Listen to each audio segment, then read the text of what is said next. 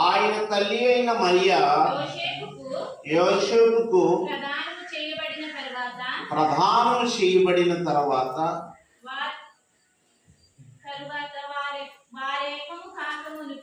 వారు ఏకము కాకమునుపు ఆమె పరిశుద్ధాత్మ వలన గర్భవతిగా ఉండెను. అతని భర్త అయిన యోసేపు నీతిమంతుడై ఉండి ఆమెను అవమానపరచనల్లక రహస్యముగా ఆమెని విడనాడ ఉద్దేశించెను. ఈ సంగతులను గురించి ఆలోచించుచుండగా ఇదిగో ప్రభుదూత స్వప్నమందు అతనికి ప్రత్యక్షమై దావీదు కుమారుడైన యోసేపు నీ భార్య అయిన మరియను చేర్చుకొనుటకు భయపడవద్దని ఆమె గర్భము ధరించి ఉన్నది. పరిశుద్ధాత్మ వలన కలిగినది. ఆమె కుమారుని కనును తన ప్రజలను వారి పాపముల నుండి ఆయనే రక్షించును గనుక ఆయనకు యేసు అని పేరు పెట్టును. యేసు అని పేరు పెట్టుము. ప్రధానం జరిగినప్పుడు ప్రధానం జరిగిన తర్వాత జరిగిన విషయం ఏంటంటే ఆమె గర్భవతి అన్న సంగతి తెలిసింది. ఏంటి గర్భవతి అని తెలిస్తే లోకమంతా ఏమనుకుంటారు చెప్పండి?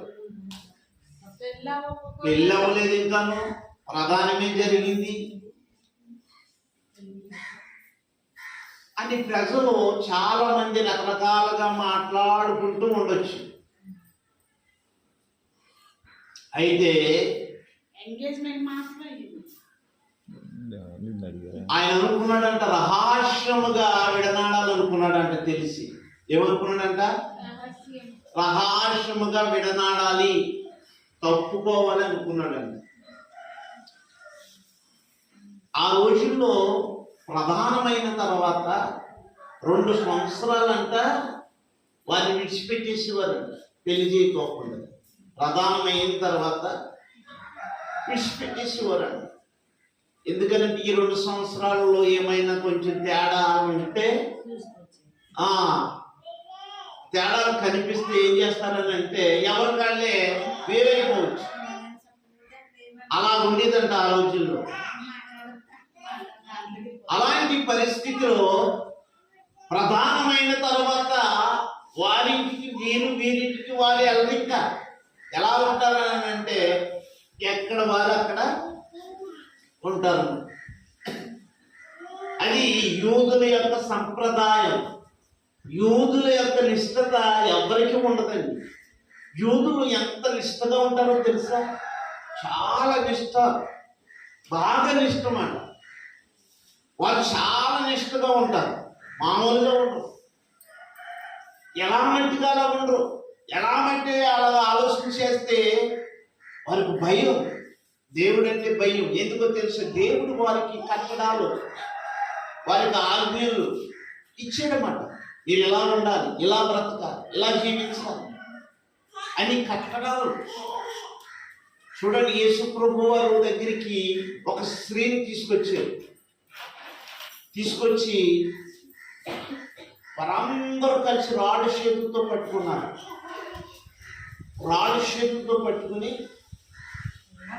ఆ స్త్రీని తీసుకొచ్చి ఆమె ముందు పడేసి ఏం చేశారంటే, మనం అంతా చూసాం, మనం అంతా విన్నాం, ఏమి పాపం చేయడమే చూసాం కనుక ఈమెను ఏం చేయాలనుకుంటున్నావు నువ్వు అని చెప్పి, మోషే ధర్మశాస్త్రంలో ఏమైనా ఉందంటే రాళ్ళతో కొట్టి చంపేమని ఉంది. అసలు రాళ్ళతో కొట్టి చంపేస్తారన్న సంగతి తెలుసుంటే తప్పు చేస్తారు అసలు ఎవరైనా? ఎవరు చేయరు అసలు. అయినా సరే ఈమె ఏం చేసిందో తెలుసా? తప్పు చేసింది కనుక ఈమెను ఇప్పుడు నువ్వేం చెప్తావు ఈమె గురించి అని యేసుప్రభు వారిని తీసుకొచ్చి యేసుప్రభు వారి దగ్గరికి తీసుకొచ్చి చూపించి ఆమె ఏం చేయాలో తెలియక పాపం ఆ నేల మీద కుంగిపోయి అది తీసుకొచ్చి పడేసారన్నమాట. రాళ్ళు చేతుల్లో ఉన్నాయి, చిన్నవారి దగ్గర నుంచి పెద్దవారి దాకా ఉన్నాయి. అలాంటి పరిస్థితిలో యేసుప్రభు వారు అక్కడ ఉన్నారన్నమాట. యేసుప్రభు వారు అక్కడ ఉండి ఆ యేసుప్రభు వారి ముందే సంపేద్దామని చూస్తున్నారు. ఆమె అనుకుంటుంది నన్ను ఎలాగో చంపేస్తారు, నేను తప్పు చేస్తుండగా మీరు చూశారు. ధర్మశాస్త్రము రాళ్ళతో కొట్టి చంపేమని ఉంది. ఇప్పుడు నేను చచ్చిపోతాననేసి ఆమె భయపడుతూ చెడిసిపోతూ కృములిపోతూ బాధపడుతుంది, చాలా బాధపడుతుంది. అసలు ఇంకా ఆమె జీవితం మీద తన బ్రతుకు మీద ఆశ వదిలేసుకుంది. నువ్వు రాజులకు రాజు అంటున్నారు కదా, నువ్వు ప్రభువులకు ప్రభు అంటున్నారు కదా, నువ్వు దేవుని కుమారుడు అంటున్నావు కదా, నువ్వు చెప్పు, మోసేకి ఇచ్చిన ధర్మశాస్త్రాన్ని బట్టి ఈమెను ఇప్పుడు చంపేయాలి, ఈమె గురించి నువ్వేం చెప్తావు చెప్పు అని తీసుకొచ్చి యేసులో ఏమైనా తప్పు పట్టుకుందామని చూసి ఆ పని చేశారు. ఆ పని చేసినప్పుడు వారి ఆజ్ఞలు, వారి కట్టడాలు, వారి పద్ధతులు యూదునికి చాలా నిష్ఠగా ఉంటారన్నమాట. ఎలా మట్టుగా అలా ఉంటారు, ఆలకలాగా ఎవరు కూడా ఉండలేరు. అలా వారికి బయటికి వెళ్ళి వచ్చేటప్పుడు లోపలికి వచ్చిన తర్వాత వారు స్నానం చేసి అప్పుడు ఇంట్లోకి వెళ్తారు. చాలా ఇష్టం, కాళ్ళు చేతులు కడుక్కుని భోజనం చేస్తారు. చాలా అపవిత్రమైన దాన్ని దేన్ని ముట్టుకోరు, చచ్చిపోయిన దాన్ని ముట్టుకోరు, చాలా నిష్ఠగా ఉంటారు ధర్మశాస్త్ర ప్రకారంగా. అలాంటి కుటుంబంలో యేసుప్రభు వారు జన్మించినప్పుడు ఆ స్త్రీని గురించి చెప్పిన మాట ఏంటంటే, ఏం చెప్తాడో చూద్దాప్పుడు దొరుకుతాడు అనుకున్నారు. వాళ్ళంతా ఈయన పెద్ద బోధకుడు అంటున్నారు కదా, ఇతను పాపులకు రక్షకుడు అంటున్నారు కదా అని చెప్పి ఎలా పాపులను రక్షిస్తాడో చూద్దామని చెప్పి అప్పుడు పెద్దవారి నుండి చిన్నవారి వరకు చూస్తున్నారు. చూడండి, చిన్న కూడా వచ్చేస్తారన్నమాట, 20-25 మంది. అర్థమవుతుందా? అల్లరి చెయ్యాలంటే చిన్న కూడా వచ్చేస్తారు అలా వెనకాల. అలా వచ్చేసి చెప్తున్నా అన్నప్పుడు ప్రభువు ఆయనంతా నేల మీద ఇలా రాసుకుంటున్నారంటే ఏంటో, ఏంటి మాట్లాడమేంటి, చెప్పమేంటి, మోసే ధర్మశాస్త్రం చెప్పింది, మరి ఇప్పుడు ఏం చేయమంటావు అన్నప్పుడు ప్రభు చెప్పిన మాట ఒకటే, మీలో పాపం లేని వారు ఆమె మీద గడ్డేమన్నారు. మీలో పాపం లేదనుకున్న వారు, మీరు ధర్మశాస్త్రం తెలిసిన వారు కాబట్టి మీలో పాపం లేదు అనుకున్న వారు మొదట రాయమన్నాడు. అంత ధర్మశాస్త్రం తెలుసండి వాళ్ళకి. ఆ రాళ్ళు వచ్చిన వాళ్ళకి ధర్మశాస్త్రం తెలుసు. అమ్మా, ప్రార్థనకు వస్తున్నా నీకు తెలియదా? ప్రార్థనకు వస్తున్నా నీకు తెలియదు యేసు ఏం చెప్పాడు, దేవుడు ఏం చెప్పాడు? అలాగే యూదులకి చెప్పినది వారికి తెలుసు. మీలో పాపం లేదన్న వారు ఆమె మీద రాయమన్నారంట. అంతే. యేసు లాంటి బోధకుడు లేడండి, యేసు లాంటి జ్ఞానవంతుడు లేడండి, యేసు లాంటి బలవంతుడు లేడండి. ఎందుకో తెలుసా? ఆయన దేవుడు. హల్లెలూయా. ఆయన ఎవరు చెప్పండి? దేవుడు. ఆయన దేవుడే నరరూపధారిగా వచ్చి ఆ వచ్చిన వ్యక్తి ఏం చేసేది? పాపులంటే ఏదో మనం పాపం చేసామని, మీలో పాపం చేసిన వారు ఆమె మీద రాయడానికి సరిపోదు. మీలో పాపం చేయని వారు ఎవరైనా ఉన్నారా? పాపం లేని వారు ఉన్నారా అంటే వారు జన్మతః పాపం చేసి జన్మతః పాపం చేసి ఉన్నారు, జన్మతః పాపం కలిగి ఉన్నారు. అందుకే దావీదు అంటాడు కదా, దేవా నేను పాపిని, నా తల్లి పాపములో నన్ను గర్భం ధరించింది, నేను పాపునై పుట్టాను, నన్ను కరుణించు అంటాడు. దేవునికి స్తోత్రం. జన్మంతో వచ్చింది పాపం. ఆ పాపమున్న వ్యక్తి ఏం చేసినో తెలుసా? రాయటానికి ముందుకు రాలేదు. అందరూ రాళ్ళు అక్కడ పడేసేసి వెళ్ళిపోయారు. వెళ్ళిపోయారు. అంటే మనిషిని మనసు శిక్షించడానికి ఎవరికి అధికారం లేదు. మనసుని శిక్షించడానికి, మనసును చంపే అధికారం కానీ లేదు. మరి మోసే ధర్మశాస్త్రము తప్పు చేసిన వారిని రాళ్లతో కొట్టి చంపమని ఎందుకని చెప్పిందనంటే, ఆ రోజుల్లో ఎవరు కూడా తప్పు చేయకూడదు, అలాంటి వారు ఆ సమాజంలో ఉండకూడదు. దేవుడు పరిశుద్ధుడు కాబట్టి ఆయన పిల్లలైనటువంటి వారు మీరు కూడా పరిశుద్ధులుగా ఉండాలి. మీరు కూడా పరిశుద్ధులుగా ఉండాలి. అప్పుడే మీతోటి దేవుడు ఉంటాడు అని చెప్పిన మాట. ఎవ్వరు కూడా ఏమి చేయలేదు. అక్కడ రాళ్ళు పడేసి, పెద్దవారు ఎప్పుడైతే పడేసారో చిన్నవారు కూడా ఇలా చూసి వాళ్ళు కూడా పడేసి వాళ్ళ వెనకాలే వెళ్ళిపోయింది. ఆ తర్వాత ప్రభువు అంటాడు కదమ్మా, నేను కూడా నిన్ను శిక్షించను, మీలాంటి వారిని రక్షించడానికి ఈ లోకానికి నేను వచ్చాను కనుక ఇక నుండి ఎప్పుడు కూడా అమ్మా ఇలాంటి పరిస్థితికి వెళ్ళమా. ఇప్పుడు ఆమె ఏమనుకుంటా చెప్పండి? ఏమండి, రాళ్ళతో కొట్టి చంపడం అంటే మామూలు విషయమా? అవి పడితే అసలు అది తట్టుకోగలుగుతామా? బాధ, ఆ పరిస్థితి, ప్రాణం పోవటం తట్టుకోగలుగుతామా? ఊహించుకుంటేనే చాలా భయంకరంగా ఉంది. అలాంటి పరిస్థితి నుండి ప్రభు ఏం చేశారు? ఆమెను బ్రతికించారు. ప్రభు బ్రతికించగలడు, జీవింప చేయగలడు, ఆయనకు అసాధ్యమైనది లేదు. అలాంటి ప్రభు ఒక జన్మ విధానం నాటిది. యేసేపు అనుకున్నాడు రహస్యముగా విడిచిపెట్టాలనుకున్నాడు, కానీ ఆ రాత్రి దేవుని యొక్క దూత వచ్చి స్వప్నమందు కనిపించి, ఈమె పరిశుద్ధాత్మ వలన కుమారుని గర్భము ధరించింది, ఆమె ఒక కుమారుని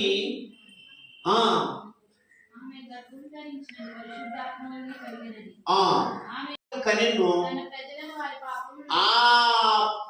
తన ప్రజలను వారి పాపము నుండి ఆయనే రక్షించాడు.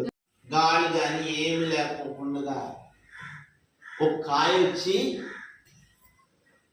కింద పడ్డదనుకోండి అండి, ఒక కాయ వచ్చి పడ్డదనుకోండి, దాన్ని ఏమంటారు చెప్పండి?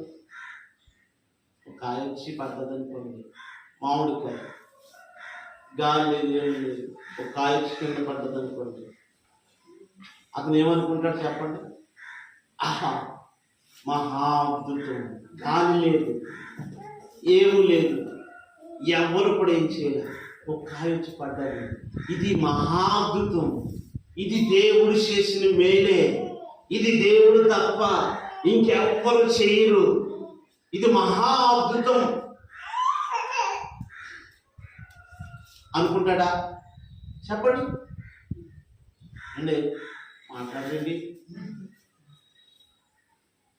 ఒక కాయ వచ్చి పడ్డది అనుకోండి, అద్భుతం అనుకుంటారా లేదా అనుకోరా?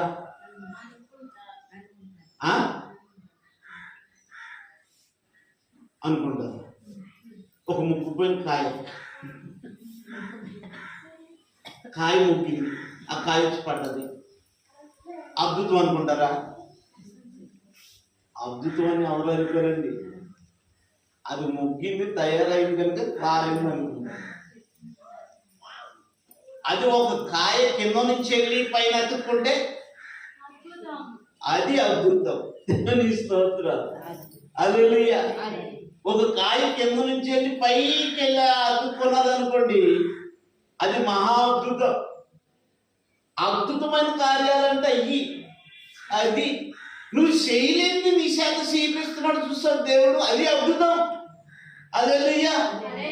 నేను చేయలేనిది నాతో చేపిస్తున్నాడు చూడు, అది మహా అద్భుతం. ఒక కన్యక కుమారుడు కనటం అది మహా అద్భుతం.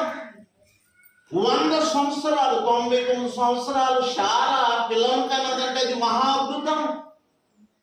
ముసలు కనటం మహా అద్భుతం అండి. అంతేనా? చెప్పండి. అద్భుతం అంటే అర్థమైందా? అది మహా అద్భుతం అన్నమాట. యేసు ప్రభు చాలా ప్రమాదం ఉంది. రకరకాలుగా కామెంట్లు పెడుతున్నారు.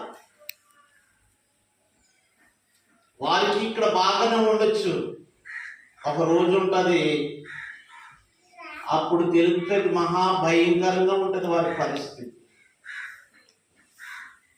ప్రపంచమంతా దేవుని ఆరాధిస్తున్నారని అంటే ఆయన మహాద్భుతమైన వ్యక్తి, ఆయన మహాద్భుతమైన వ్యక్తి. దేవునికి స్తోత్రం. లూకా సువార్త చూడండి. హల్లెలూయా. 1:27 వచ్చిన 1:27 వచ్చింది. త్వరగా లూకా సువార్త. ఓకే. యోసేపును ఒక పురుషునికి ప్రదానము చేయబడిన కన్యక యొద్దకు దేవుని దూత దేవుని చేత పంపబడిన ఆ కన్య పేరు మరియా. ఆ దూత లోపలికి వచ్చి ఆమెను చూచి, దయాప్రాప్తురాలా, నీకు శుభము, ప్రభువు నీకు తోడైయుండునని చెప్పారు.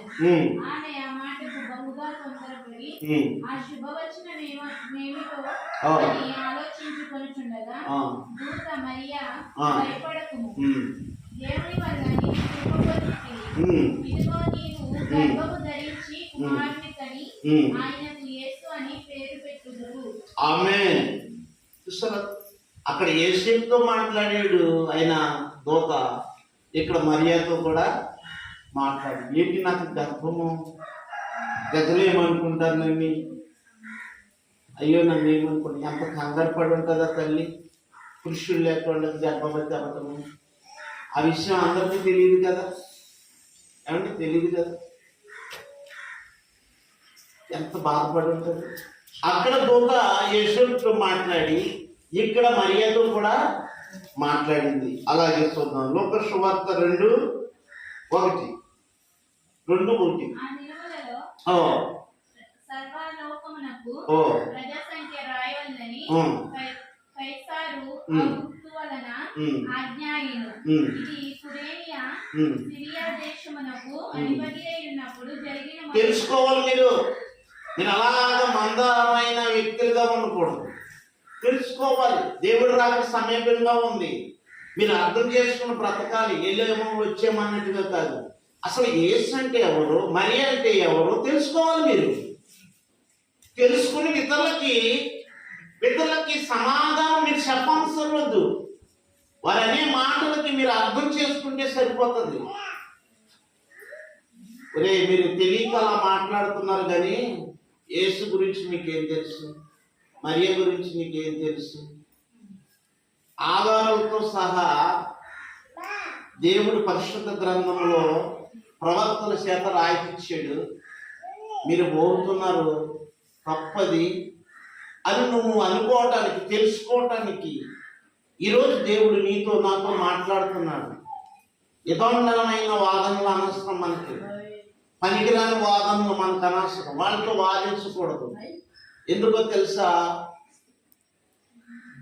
మూర్ఖునితో మనం వాదించకూడదు, భక్తిహీనులతో వాదించకూడదు, అలాగే దుష్టునికి దూరంగా ఉండాలి, దుష్టుని దగ్గరికి వెళ్ళకూడదు.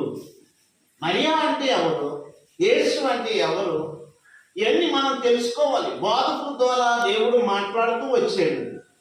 అలాగే చూద్దాం, యెషయా గ్రంథం 9:6-27. 6:27 వచ్చినారు. 9 యెషయా గ్రంథం. ఏలయనగా మనకు శిశువు పుట్టెను, మనకు కుమారుడు అనుగ్రహింపబడును, ఆయన భుజం మీద రాజ్యభారం ఉన్నది. ఆశ్చర్యకరుడు, ఆలోచనకర్త, బలవంతుడైన దేవుడు, నిత్యుడగు తండ్రి, సమాధానకర్త అయిన అధిపతి అని ఆయనకి పేరు పెట్టబడును. దేవునికి స్తోత్రం. ఆ మాట అలాగే ఉంచండి, పట్టుకోండి దాన్ని. మొదటగా చూసారు, మనకి ఏలయనగా శిశువు పుట్టెను, కుమారుడు అనుగ్రహింపబడును, ఆయన భుజం మీద రాజ్యభారం ఉన్నదంట. ఏ భారం అంట? రాజ్యభారం అంట. రాజ్యభారం ఉందంట. ఎందుకో తెలుసా? ఆయన ఒక భారంతో వచ్చాడు మాట ఈ లోకానికి. ఊరికినే రాదు. ఈ ప్రపంచాన్ని, ప్రజల్ని రక్షించడానికి వచ్చాడంటే, వారి పాపముల నుండి వారిని విడిపించడానికి ఒక గొప్ప భారంతో వచ్చి, ఆయన ఎవరి ముందు కూడా నోరు తెరవలేదంట, చెయ్యి ఎత్తలేదంట. ఎవరి ముందు కూడా నోరు తెరవలేదు, చెయ్యి ఎత్తలేదంట. ఎవరిని కూడా ఏమి చేయలేదంట. ఆయనకు ఒక భారం ఉంది. ఎందుకో తెలుసా? నేను ఈ ప్రజల నిమిత్తము నేను ప్రాణం పెట్టడానికి వచ్చాను, నేను శిక్షణ పొందడానికి, శిక్షింపబడటానికి వచ్చాను అని చెప్పి ఆయన మౌనిగా ఉండేవాడంట. ఎవరిని ఏమనేవాడు కదా. ఎవరిష్టం వచ్చినట్టు వారు మాట్లాడారు, ఎవరిష్టం వచ్చినట్టు రకరకాలుగా ఆయన మీద నిందలు వేశారు, అవమానాలు వేశారు. పాపులతో భోజనం చేస్తున్నాడు అన్నారు, ఇతడు పాపుల స్నేహితుడు అన్నారు, రకరకాలుగా మాట్లాడారు. అయినా సరే ఆయన నోరు తెరవలేదు. ఎందుకో తెలుసా? అది నువ్వు నేనైతే ఊరికి కోరికైనా లాగేస్తాం. ఆయన అలా చేయలేదు. ఏం చేశాడో తెలుసా? మౌనంగా ఉన్నాడు. ఎందుకో తెలుసా? ఆయనకి రాజ్యభారం ఉన్నది, ఈ ప్రజలను రక్షించాలి. అందుకే చివరికి ఆయన శిలువలో కూడా ఆయన మేకులేసి సంపేసిన తర్వాత, అంటే మేకులేసి ప్రాణం పోయే స్థితిలో ఉన్నప్పుడు కూడా ఆయన అన్నాడు ఒకే మాట, అయ్యా వీళ్ళు ఏం చేస్తున్నారో వీరికి తెలియదు, వారిని క్షమించు ప్రభువా. ఏం మాట! హరడాలతో కొట్టి, ముళ్ళ కిరీటం పెట్టి, ముళ్ళు దిగిపోయి, పెద్ద పెద్ద ముళ్ళు లోపలికి దిగిపోయి, మేకులు కొట్టితే ఆయన అన్న మాట్లాడడం తెలుసు, అయ్యా వీళ్ళు ఏం చేస్తున్నారో వీళ్ళకి తెలీదు, వారిని క్షమించిన ఆయన నోటప్పుడు ఒక మాట కూడా అస్సలు పొరపట్లేదండి. ఆయన భారం ఏంటో తెలుసా? దేవుని యొక్క పరలోక రాజ్యభారం.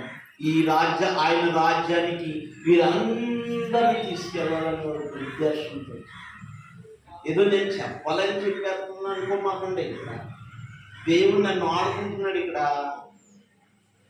లేకపోతే నేను ఇక్కడ నిలబడే వరకు కూడా నాకు ఏమీ తెలియదని, ఈ స్థాయిలో ఉంటాననే విషయంలో కూడా నాకు తెలియదు. ఆయన మాట్లాడుతున్నాడు, నాతో మాట్లాడుతున్నాడు, ఈరోజు మీతోనూ మాట్లాడుతున్నాడు. అలాగే ఆయన బలవంతుడైన దేవుడు. ఆయన అలాంటి వాడు తెలిసి దేవుడు అండి. ఆయన దేవుడని యెషయా గ్రంథంలో రాయబడింది. ఎప్పుడది? యేసు ప్రభు వారు పుట్టక ముందే, 100 సంవత్సరాలకు ముందే యెషయా ద్వారా ఇశ్రాయేలు ప్రజల్లో ఒక ప్రవచనం వచ్చిందన్నమాట. ఏలయనగా మనకు శిశువు పుట్టెను, మనకు కుమారుడు అనుగ్రహింపబడును, ఆయన భుజం మీద రాజ్యభారం ఉండెను, ఆయన బలవంతుడైన దేవుడు,